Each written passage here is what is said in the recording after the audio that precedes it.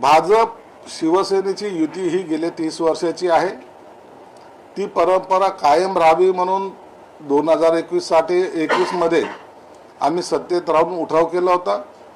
त्याचे परिणाम आता सर्वाला जाणवायला लागलेले आहेत आणि त्यांना असं वाटतंय की काही करा, परंतु हे शिवसेना भाजपचा युती जी आहे ती कुठेतरी खंडित झाली पाहिजे आणि आम्हाला उडी मारून त्याच्यामध्ये जाता आलं पाहिजे। परंतु लक्षात ठेवा, ही युती तुटणार नाही।